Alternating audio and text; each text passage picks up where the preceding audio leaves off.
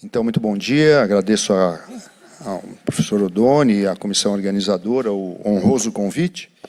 E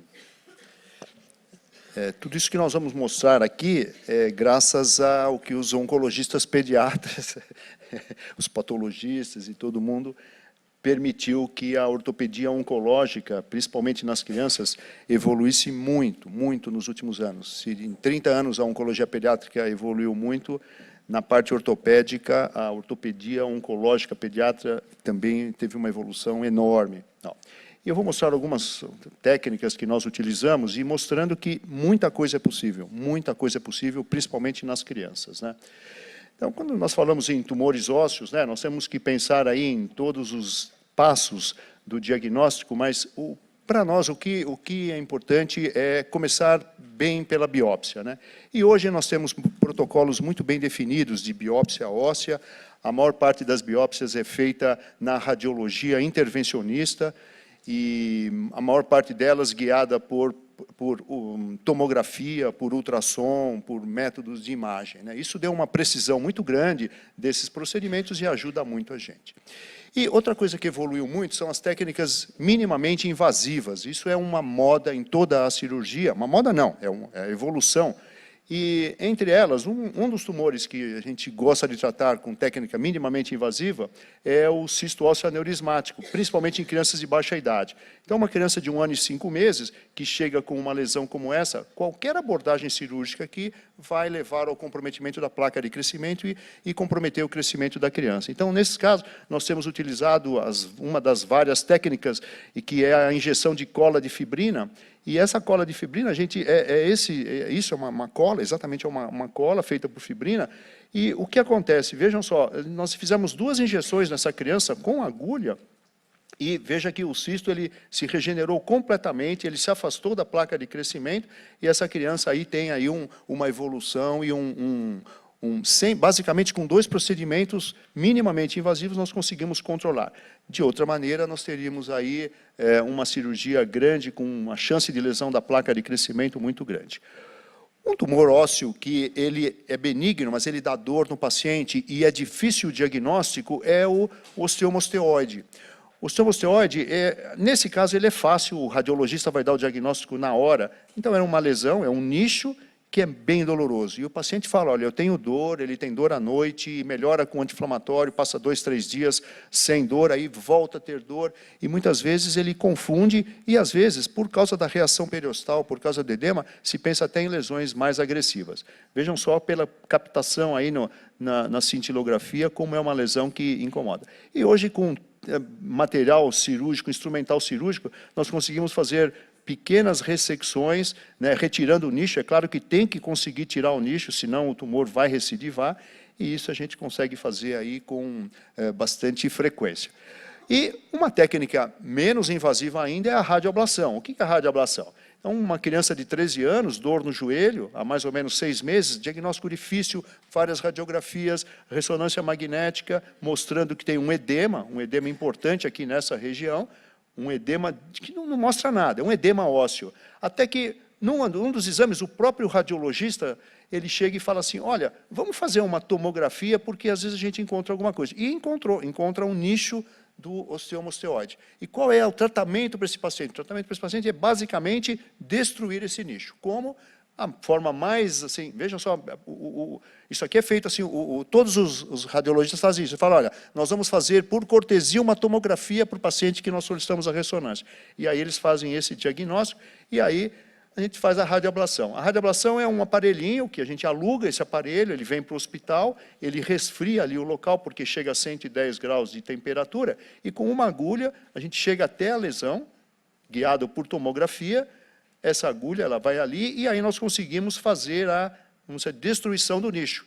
E muitas vezes nós mandamos para a doutora Renê, patologista, e ela não consegue achar nada porque está tudo destruído, né? Mas algumas vezes ela consegue dar o diagnóstico e confirmar aí o osteomosteoide.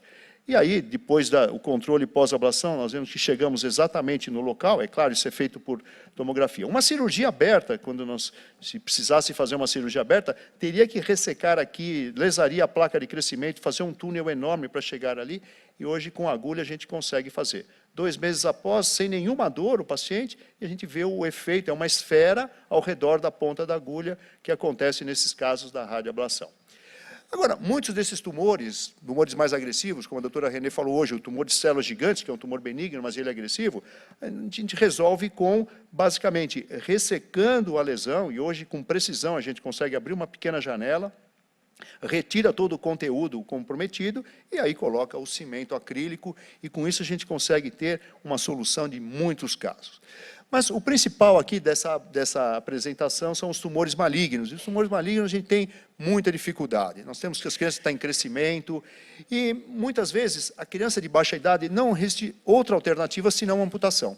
Não que a amputação seja algo ruim, essa é a nossa medalhista, ela é campeã de natação, ela é paralímpica e olha o número de medalhas que ela tem aqui, essa menina, e ela é super feliz e leva uma vida normal. E não é só ela, isso aqui são fotos de um calendário de próteses e órteses, e vejam só, dupla amputação, e veja que a vida realmente é possível. Então, não é para ter tanto medo, não é para ter tanto, vamos dizer assim, receio de se indicar uma amputação. Muitas vezes, a amputação é a melhor coisa a ser feita, porque se nós insistirmos, todas as vezes que nós diminuímos o número de amputações, que é 30% em osteosarcoma, aumenta a recidiva local. Isso é fato, está em todos os trabalhos, todas as estatísticas, né?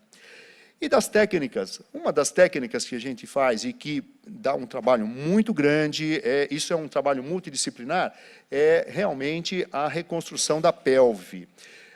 Uma criança de 6 anos começou com uma história de dor na coxa, e aí, logo que se fez o primeiro exame, se viu essa imagem. E essa imagem foi entendida pelos radiologistas do local onde estava sendo tratada e pelo próprio patologista como um osteocondroma. Na verdade, não era um osteocondroma, ele foi ressecado, mas rapidamente ele recidivou. 13 meses depois do pós-operatório, foi feita só uma curetagem, o diagnóstico foi de um tumor cartilaginoso benigno, um osteocondroma, não foi realizado nenhum tratamento adjuvante, mas recidivou. 3 anos depois, uma nova recidiva. Veja aqui, na mesma localização, onde tinha sido curetada a lesão, provavelmente, uma nova recidiva, agressiva, e aí foi feita uma consultoria internacional e vem esse diagnóstico, condrosarcoma periostal de grau 1, é um tumor de baixo grau, que continuou sem necessidade, ou melhor, sem indicação de uma quimioterapia. E veja que, em 2009, 5 anos depois, a paciente não tinha nenhum sinal de recidiva. Então, estava com a bacia ok, sem nenhum sinal de recidiva, evoluindo muito bem e recebeu alta, 5 anos depois da primeira cirurgia, com 15 anos agora. 7 anos depois, ela aparece com uma recidiva enorme. Então, esses tumores, o tumor cartilaginoso, o condrosarcoma, aquilo, na verdade, era um condrosarcoma, embora nós não tenhamos outros métodos adjuvantes ou neoadjuvantes para tratar, ele realmente é um tumor que precisa ser acompanhado.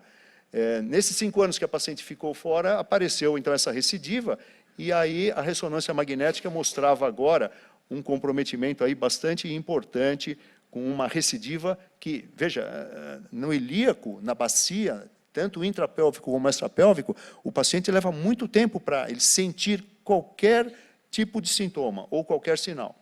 E aí a gente vê que há necessidade aqui de ressecção de parte do sacro, ilíaco e tal. E hoje isso é possível. Praticamente todos os serviços de ortopedia oncológica fazem as hemipelvectomias internas, que é a retirada de parte da pelve, mantendo o membro, né? E é o que foi feito aqui. Então, uma via de acesso longa, que vai desde o púbis, dá a volta e vem até a região posterior, uma via de acesso. Aqui o aspecto já após retirada da bacia, a cabeça do fêmur, uma tela para que não haja uma evisceração. O tumor, vejam o tamanho do tumor ressecado, são cirurgias bastante grandes, demoradas, mas com técnicas assim bem definidas. E aí o que ficou da paciente? Então, a cabeça do fêmur está lá, todo o acetábulo foi retirado, o ilíaco foi retirado e o sacro também. Muito bem, será que essa paciente tem uma boa sobrevida? Sobrevida é algo que a gente depende da recidiva local, depende do comprometimento pulmonar. E a qualidade de vida? Você olha assim, puxa, sem uma hemipelve? Então, veja, hoje essa moça está no 4º ano de medicina, a ressecção foi feita, A doutora René confirmou um condrosarcoma de grau 2, né, nessa moça, condrosarcoma de grau 2, e aí a reabilitação. Esses pacientes, não adianta fazer uma cirurgia maravilhosa se não tiver uma reabilitação perfeita, e isso é feito nos serviços que têm essa possibilidade.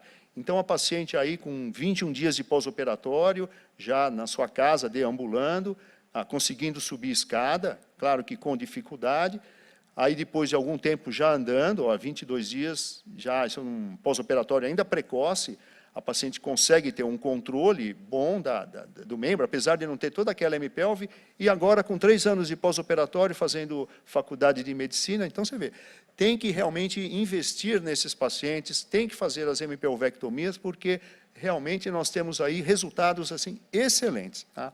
Então, isso no passado implicava em você fazer a ressecção do membro, você fazer a cirurgia chamada hemipelvectomia completa. Apenas para um exemplo, para ver como é que é a natureza, é uma paciente de maior idade, ela tem 31 anos, mas também com um condrosarcoma. Veja que o condrosarcoma pegava o teto do acetábulo, para ver a biologia. Então, foi feita a hemipelvectomia, na cirurgia a gente prende a cabeça do fêmur no que der ali, aqui o nervo femoral, aqui o nervo ciático, tá? E vejam que interessante a recuperação dessa paciente. Então, isso é o que ficou na paciente, quer dizer, cabeça solta ali, e metade do sacro foi ressecado. Agora, vejam a recuperação da paciente, porque, principalmente o paciente mais jovem, o adolescente, a criança, tem condições de ter aí uma reabilitação, ter uma força, e tem uma vontade também que é importante, né?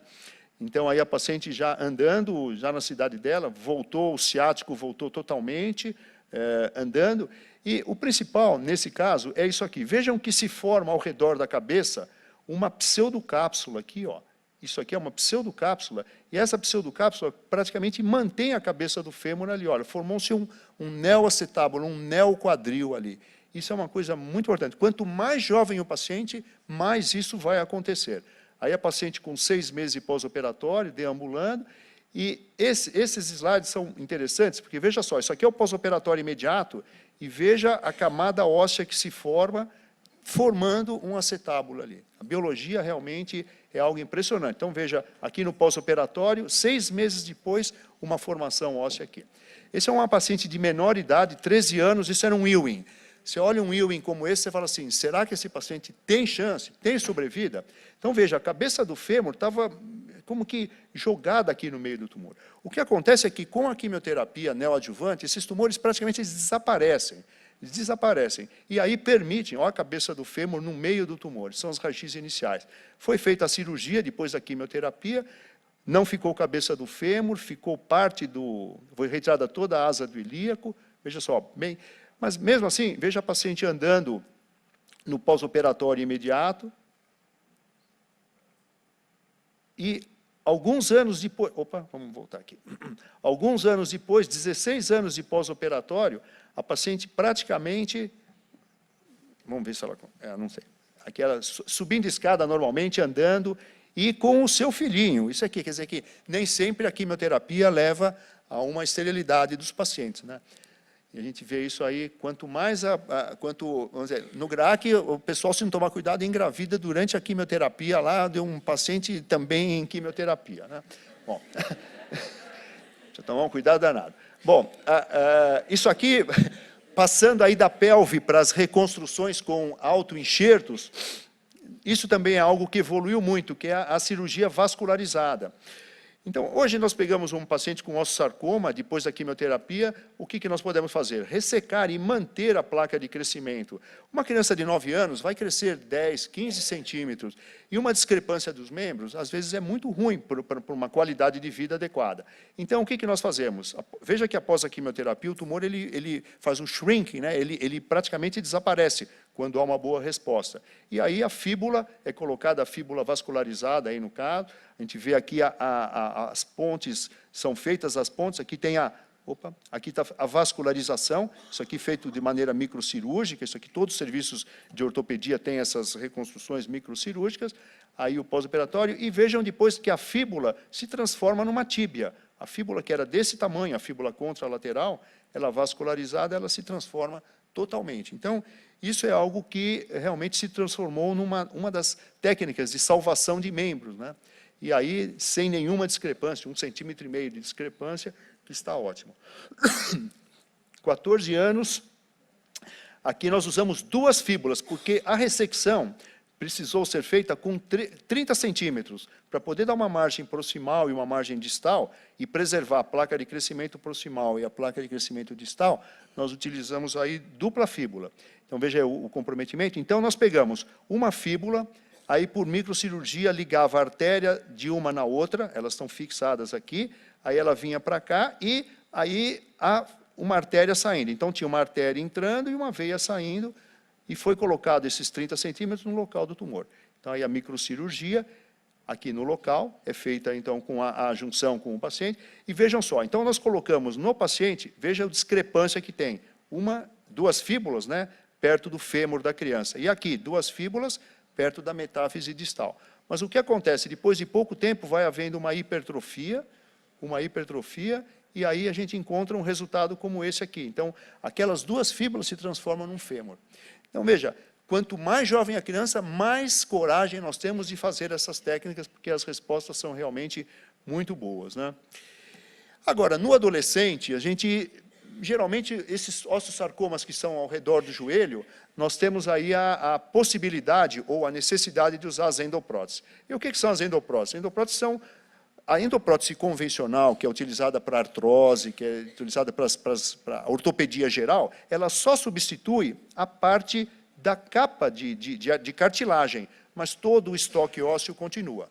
Quando nós falamos em tumores, nós temos que substituir 8 centímetros, 10, 12, ou às vezes um fêmur inteiro. Então, a complexidade é bem maior. Então, aqui um outro exemplo de um fêmur total, uma criança de 16 anos, o comprometimento era importante, ele chegava perto da cabeça do fêmur, tinha uma skip metástase aí na parte distal, e hoje nós montamos essas próteses, elas são montadas, vem a caixa ali, você monta o tamanho que você quiser, então tem todos os tamanhos de cabeça, tem todos os tamanhos de corpo, todos os tamanhos de joelho, e você monta isso na hora. E com isso você consegue fazer a substituição de um fêmur total com tumor por essas próteses que tem realmente uma função muito boa. Esses pacientes têm aí realmente um resultado funcional bastante adequado, apesar de dupla cirurgia. Veja aí, durante a cirurgia, a ressecção que é feita. Além disso, nós ressecamos parte dos músculos, né? Mesmo assim, você vê o paciente depois, é claro que com bastante reabilitação, aqui a parte proximal, a parte distal, o paciente com uma reabilitação bem adequada, com uma função muito boa. Exemplo de outro paciente que vem com fratura. Antigamente, fratura significava amputação. Até que o Dr. Norman Jeffs publicou lá uma série de casos mostrando que, mesmo que quebrasse, não era para amputar esse paciente. Que se quebrou, amputava, apesar do hematoma que se forma. Então, esses pacientes vão para a quimioterapia. Aqui, no caso, um caso de osteosarcoma, né? E veja, com essa fratura, eu tenho que terminar a quimioterapia. Então, essas as nossas dificuldades do dia a dia. Fixador externo, a gente coloca um fixador externo durante a quimioterapia, termina a quimioterapia e aí resseca o tumor e coloca um fêmur total. Então, isso hoje é possível, são técnicas que realmente facilitaram aí o nosso dia a dia. Aí é uma técnica. Mas o mais comum realmente são os tumores ao redor do joelho, nos adolescentes. E hoje, antigamente você tinha que fazer isso sob medida, era meio artesanal. Hoje, o PDF do computador, ele liga vamos dizer assim, a máquina lá na empresa metalúrgica e por usinagem, quer dizer, essa prótese sai prontinha em meia hora, 1 hora. Então, a coisa ficou bastante mais fácil agora. Mas, às vezes, os tumores vêm muito grandes, né? Veja, isso aqui era um menino estudante de agronomia, olha o tamanho que vem o tumor, porque, infelizmente, os sintomas são muito poucos nesses casos. Então, tumores grandes. Então, hoje você faz isso aqui mais rapidamente, você não precisa mais mandar fazer essa prótese. Antigamente, você tinha que mandar fazer, esperar. Hoje, nós temos essas próteses prontas para serem utilizadas em qualquer local. E aí, a função. E a reabilitação é importante, porque no pós-operatório imediato já vai para a máquina de CPM, né? Então o joelho fica lá movimentando, dobrando e esticando, você vê que a criança ainda está com dreno, no pós-operatório imediato, e isso ajuda bem a reabilitação. E aí você veja, esse é o paciente aí no pós-operatório, com uma boa função, consegue fazer uma flexão. E o duro é segurar essas crianças. São adolescentes que não sentem nenhuma dor, tem um joelho que permite ele andar, e ele anda de ônibus, anda de bicicleta 60 quilômetros, né, e vai fazendo de tudo. Então, são pacientes que estão aí andando, de repente ele está lá curado de um osteosarcoma. Curado, né, porque ele tem a mesma chance, que nem disse o Dr. Odoni, a mesma chance de sobrevida, né, depois de um tratamento de alguns anos.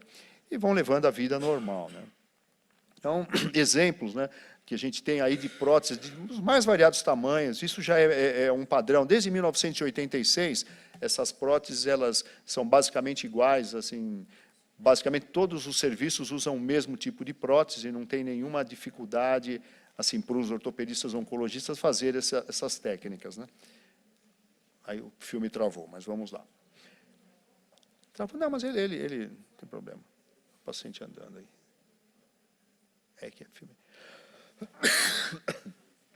E aí tem vários pacientes andando. Realmente, o difícil é a gente segurar esses pacientes, porque o que acontece? Eles vão tendo uma vida normal, eles não vão sentindo nada, então eles vão trabalhar, vão andar de ônibus, vão andar de metrô, vão querer praticar esporte, e isso, às vezes, leva a um desgaste da prótese, né? Leva a uma soltura de prótese.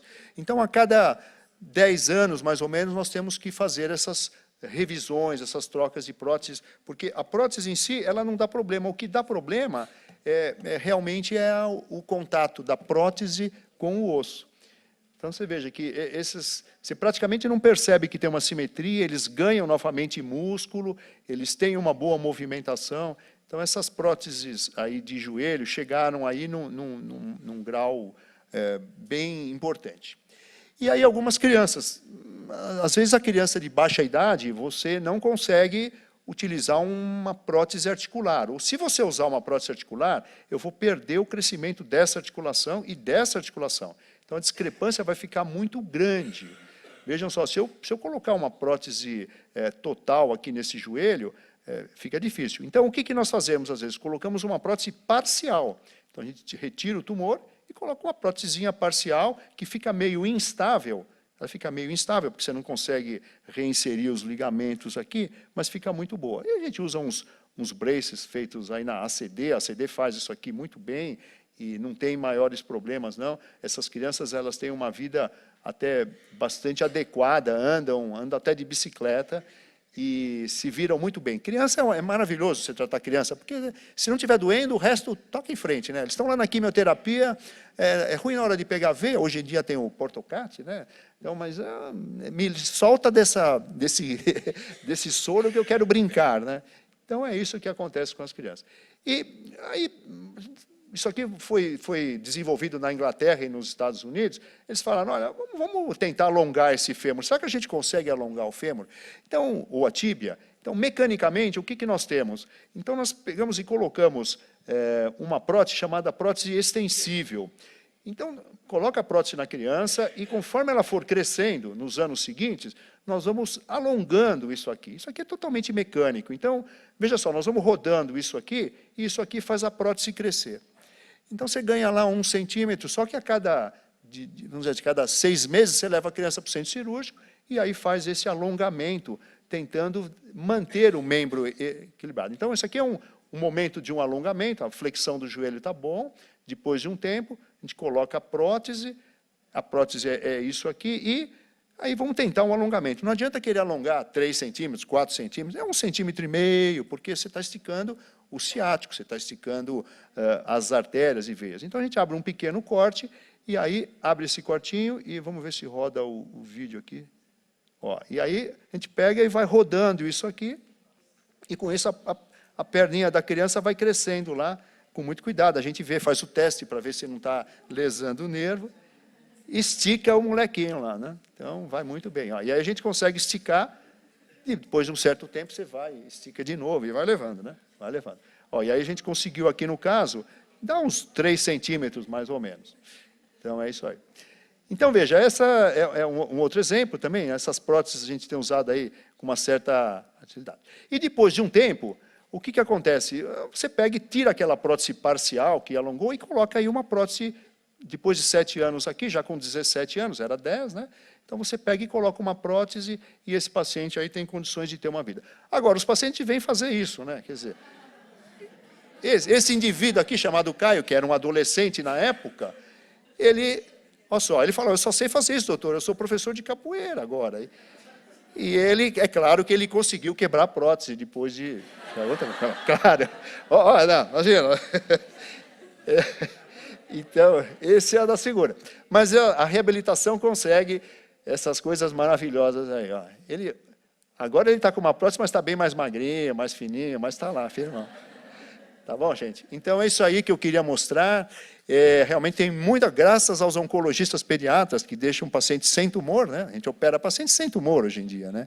Então, realmente, aí mudou muito aí o nosso dia a dia aí dos ortopedistas oncologistas, que é um grupo grande. Hoje nós já temos no Brasil, praticamente dedicados a isso, nós já temos, acho que uns 30 médicos que fazem só ortopedia oncológica e provavelmente uns 100, 100 e poucos que fazem ortopedia oncológica e o resto da ortopedia. Fazem muito bem. Tá bom? Muito obrigado, gente.